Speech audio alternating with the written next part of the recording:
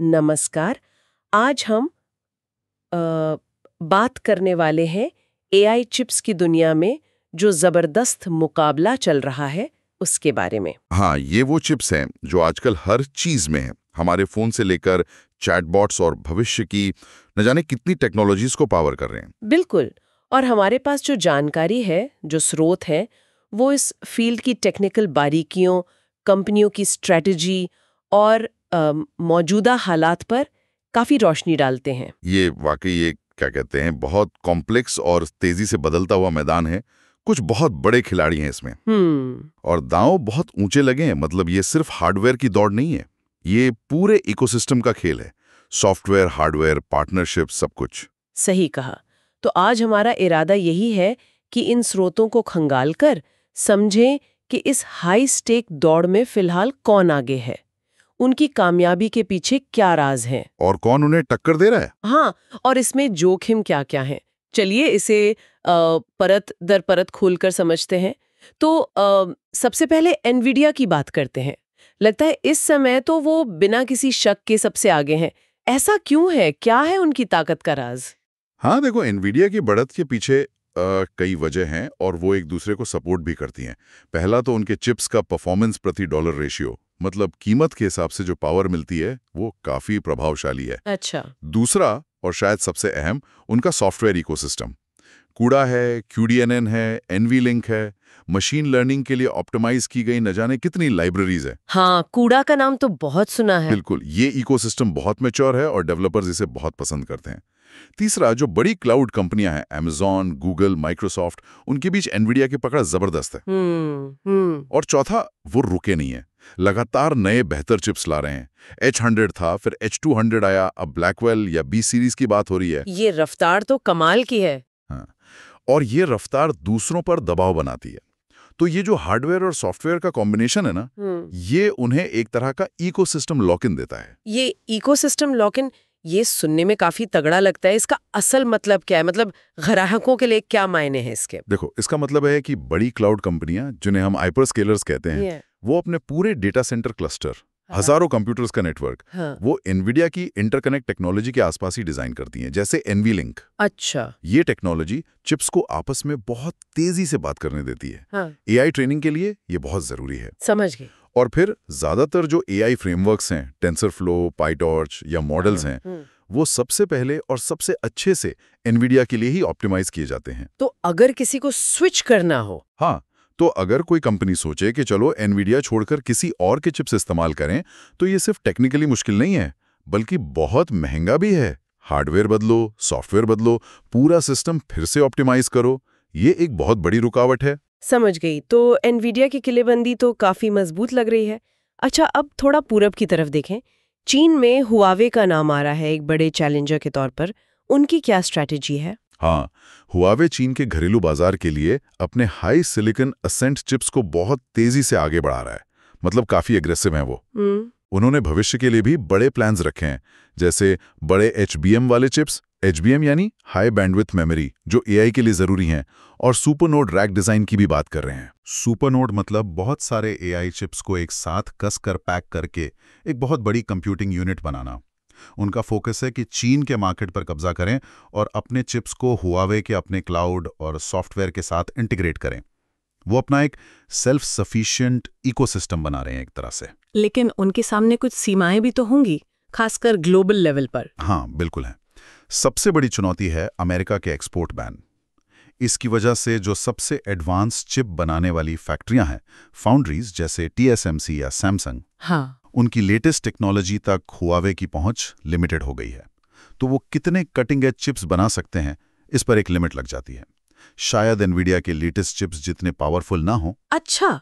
और फिर वो कितने चिप्स बना पाते हैं, यानी प्रोडक्शन वॉल्यूम और एडवांस्ड पैकेजिंग, मतलब चिप्स को मेमोरी वगैरह से जोड़ने की जो कॉम्प्लेक्स प्रोसेस है, वो भी अभी उनके लिए बड़ी चुनौतियां हैं। लेकिन फिर भी चीन में वो एक बड़ा प्लेयर है। हाँ, इन सब के बावजूद चीन का मार्केट इतना बड़ा है कि वहां वो एनवीडिया के मुख्य और सबसे तगड़े विकल्प के तौर पर जम चुके हैं। तो चीन में हुआवे मजबूत है। अब वापस पश्चिम की ओर देखें तो एनवीडिया के अलावा इंटेल का नाम बहुत बड़ा है प्रोसेसर की दुनिया में। वो इस AI चिप रेस में कहाँ है? इंटेल ने गॉडी AI चिप्स में काफी पैसा लगाया है। ये पहले हबाना लैब्स नाम की कंपनी बनाती थी, जिसे इंटेल ने खरीद लिया था। हाँ, सुना था। इंटेल ने बड़े टारगेट रखे थे रेवेन्यू के, लेकिन वो उन्हें पूरा नहीं कर पाए। उन्हें सीधी टक्कर मिल रही है एनवीडिया के बेहतर परफॉर्मेंस और उनके जबरदस्त कूड़ा इकोसिस्टम से। कुछ एनालिस्ट का तो ये भी मानना है कि गॉडी की बिक्री धीमी होने की वजह से इंटेल ने शायद एआई ट्रेनिंग चिप्स को लेकर जो उनके शुरुआती बड़े प्लान्स थे, उन्हें थोड़ा कम कर दिया है। अब वो शायद इन्फ्रेंस मार्केट या दूसरे एरिया में ज्यादा फोकस कर रहे हैं। बड़े मॉडल्स की ट्रेनिंग में एनवीडिया को टक्कर देना मुश्किल साबित हो रहा है उनके लिए। अच्छा, और इंटेल के अलावा जैसे AMD या ब्रॉडकॉम, क्या वो भी कहीं है इस दौड़ में? हाँ, यहाँ चीजें थोड़ी इंटरेस्टिंग हो जाती हैं। AMD जो CPU और गेमिंग GPU में हमेशा से एनवीडिया और इंटेल का कॉम्पिटिटर रहा है, और ब्रॉडकॉम जो नेटवर्किंग चिप्स का किंग है। हाँ। और कुछ दूसरी छोटी कंपनियां भी हैं जो खास AI एक्सेलरेटर बनाती हैं। ये सब धीरे धीरे कुछ खास एरिया में अपनी जगह बना रही हैं। कौन से एरिया? जैसे इन्फ्रेंस, मतलब कि ट्रेन किए हुए मॉडल को इस्तेमाल करना, या फिर जहां ट्रेनिंग की कॉस्ट बहुत मायने रखती है वैसी ट्रेनिंग। अच्छा, कॉस्ट सेंसिटिव ट्रेनिंग। हाँ, तो अनुमान ये है कि 2030 तक ये कंपनियां मिलकर मार्केट शेयर बढ़ा सकती हैं। और इसकी एक वजह यह भी है कि जो बड़ी क्लाउड कंपनियां हैं वो भी नहीं चाहेंगी कि सिर्फ एक ही सप्लायर, मतलब एनवीडिया, पर डिपेंडेंट रहें। हाँ, ये तो लॉजिकल है। रिस्क कम करना चाहेंगी वो। बिल्कुल, वो डाइवर्सिफाई करना चाहेंगी। सारे अंडे एक टोकरी में कोई नहीं रखना चाहता। तो इसका मतलब ये हुआ कि ये बाजार सिर्फ इन बड़ी बड़ी कंपनियों के लिए ही नहीं है। क्या छोटी स्पेशलाइज्ड कंपनियों के लिए भी कोई जगह है, कोई उम्मीद? हाँ, बिल्कुल है। ऐसी कंपनियां जो किसी खास काम के लिए स्पेशल AI चिप्स बनाती हैं, जैसे मान लो एज डिवाइसेस पर इन्फ्रेंस चलाने के लिए चिप्स। एज डिवाइस मतलब सीधे डिवाइस पर AI चलाना, जैसे फोन पर या कैमरे पर बिना क्लाउड पर डेटा भेजें, या फिर टेलीकॉम नेटवर्क के लिए स्पेशल चिप्स, या वीडियो प्रोसेसिंग के लिए। ऐसी कंपनियां इन वर्टिकल मार्केट में सफल हो सकती हैं। लेकिन हाँ, ये समझना जरूरी है कि जो बड़े भाषा मॉडल LLM वगैरह को ट्रेन करने वाले बड़े general purpose data centre chips हैं, उन्हें बनाना बिल्कुल अलग लेवल की चुनौती है। अच्छा, कैसे? उसके लिए सप्लाई चेन मैनेजमेंट बहुत अलग चाहिए, पैसा बहुत ज्यादा चाहिए, और वो चिप्स सुपर रिलायबल होने चाहिए। इस बड़े खेल में फिर वो ओपन सोर्स सॉफ्टवेयर के साथ कंपैटिबिलिटी, MLPerf जैसे बेंचमार्क पे परफॉर्मेंस, ये सब बहुत मायने रखता है आपकी क्रेडिबिलिटी के लिए। हमारे पास जो स्रोत हैं उनमें भारत आधारित स्टार्टअप्स का भी जिक्र है। उन्हें एक स्लीपर थ्रेट कहा जा रहा है, मतलब एक छुपी हुई ताकत। उनकी क्या भूमिका हो सकती है, ये मुझे काफी रोचक लगा। हाँ, ये इंटरेस्टिंग है। देखो, भारत में पिछले कुछ सालों में सेमीकंडक्टर और चिप डिजाइन का एक इकोसिस्टम उभर रहा है। फैबलेस स्टार्टअप्स बढ़ रहे हैं, मतलब जो डिजाइन करते हैं पर बनाते दूसरों से। डिजाइन सर्विसेज कंपनियां हैं, और सॉफ्टवेयर टैलेंट तो है ही।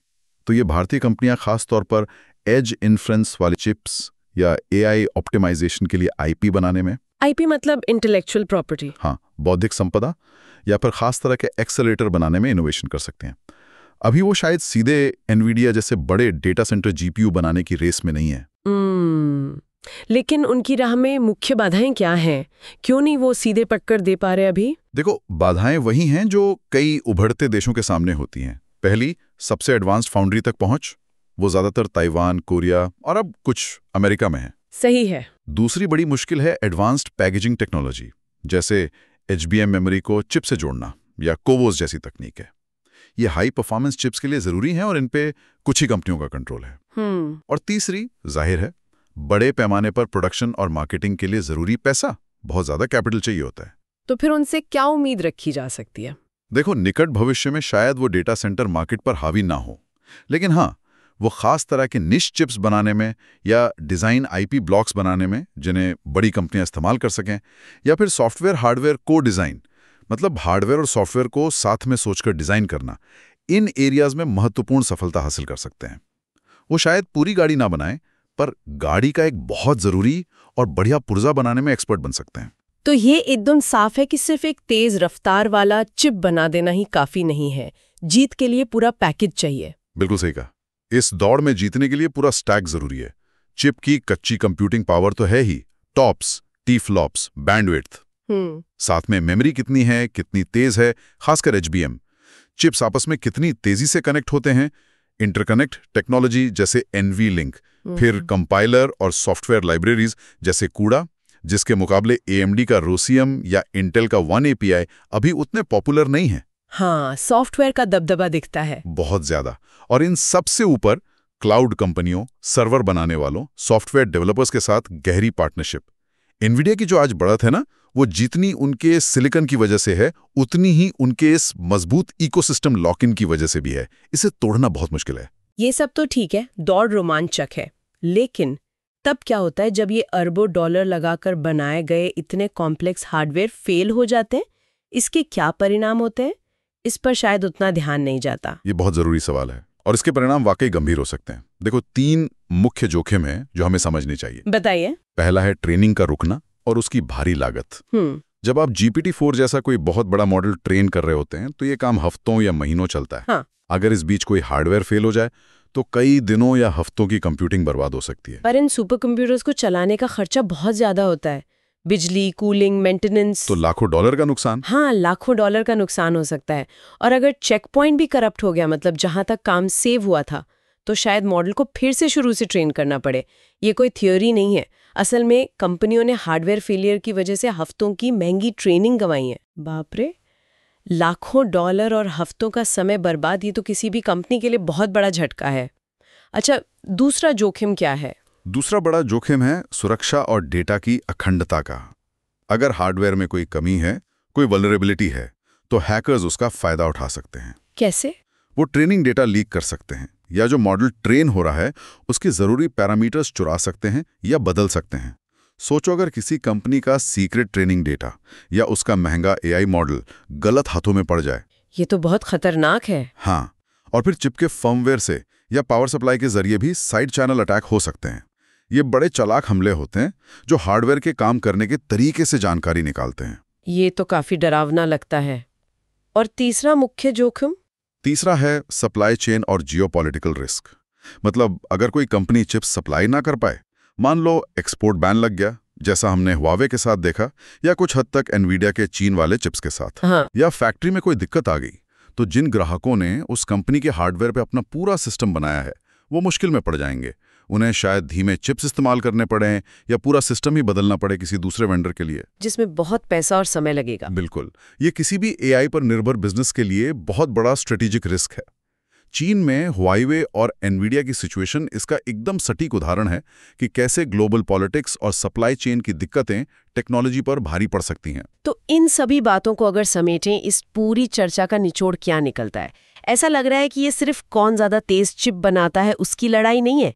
ये तो रणनीति, इकोसिस्टम, सप्लाई चेन, बाहरी फैक्टर्स, सबका एक बहुत ही कॉम्प्लेक्स मिक्सचर है। कितनी भरोसेमंद है, और दुनिया में जो जियोपॉलिटिकल टेंशन्स चल रही हैं, ये सब चीजें भी उतनी ही डिसाइड करेंगी कि कौन आगे निकलेगा और कौन पीछे रह जाएगा।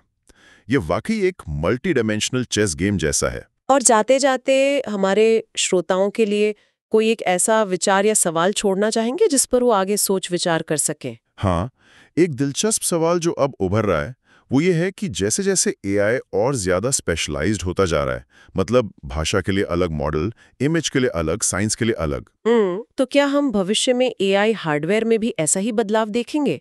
क्या आज के जो बड़े जनरल पर्पस चिप्स हैं जैसे GPUs, उनकी जगह धीरे धीरे बहुत सारे छोटे खास काम के लिए बने पूरी तरह ऑप्टिमाइज्ड चिप्स ले लेंगे? अच्छा, specific chips for specific tasks. Exactly. और अगर ऐसा होता है तो इसका इनोवेशन पर, कंपटीशन पर और खासकर छोटी स्पेशलाइज्ड चिप कंपनियों के लिए क्या मौके या चुनौतियां होंगी? क्या इससे मार्केट का पूरा स्ट्रक्चर बदल जाएगा? ये एक ऐसा सवाल है जिस पे आने वाले सालों में नजर रखना बहुत दिलचस्प होगा। अगर आपको ये वीडियो पसंद आई है तो इसे ज़रूर लाइक करें, कमेंट सेक्शन में अपना ओपिनियन बताएं और चैनल को ज़रूर सब्सक्राइब करें। मिलते हैं अगली वीडियो में, तब तक के लिए नमस्कार।